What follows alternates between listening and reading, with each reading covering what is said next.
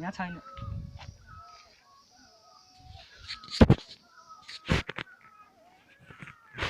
यो हाम्रो घर यहाँदेखि देखिन्छ माथि तिनचुले भने यो हाम्रो गाउँ हो, हाम्रो बारी। यो गाउँ काटेर यस्तो भएको छ भने त्यहाँ सीता हुनुहुन्छ। के कस्तो भइरहेछ, कस्तो अनुभव गर्नुभएको छ सीता यहाँ आएर?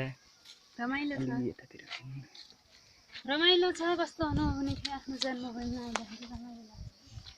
रमाइलो छ।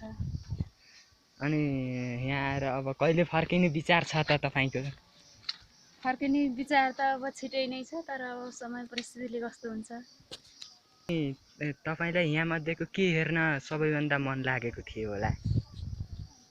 मलाई अब हेर्न मन त सबै चिज लाग्छ नि, आफ्नो घर हेर्न मन लाग्छ। ल ठिकै छ।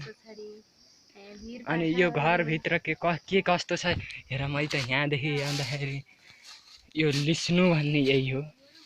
लिस्नुदेखि गएर यहाँ हाम्रो बाहिरको अँध्यारो यस्तो रहेको छ भने यो पटा हो हाम्रो घर। चुला त्यहाँ थियो, यहाँ बस्ने गरेको ठेकी छ।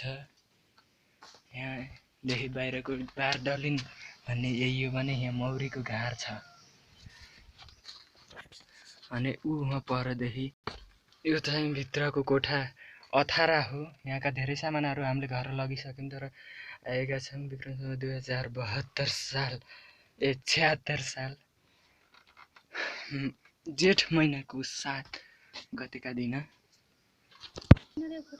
अब आजको हाम्रो टुर रहेको छ। यो ठुलो ढुङ्गो हो भने आज हामी सिन्काउली खोज्नको लागि यो हाम्रो घरभन्दा धेरै उत्तरतिर पर्ने अचर्जाको बारीसम्म पुग्ने छ। यो हाम्रो गोठ ठुला ढुङ्गा भन्ने यही हो। घर देखिएको छ। यहाँ हाम्रो पुरानो बाख्रो यहाँ घाँस खाँदैछ। यो भनेको खोरिया भन्ने यही ठाउँमा यहाँ अहिले धारो छ भने हाम्रो गोठ पनि देखिएको छ।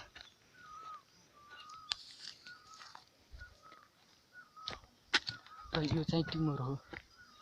ए बाख्रो यहाँ छ।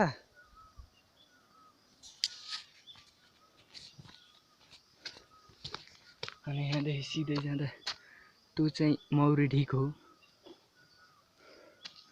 यहाँ भैँसी खेलिरहेका छन्। त्यही मौरी ढिकदेखि हामी अचर्जाको बारीमा त हामी सिन्काउली खोज्न जाँदैछौँ।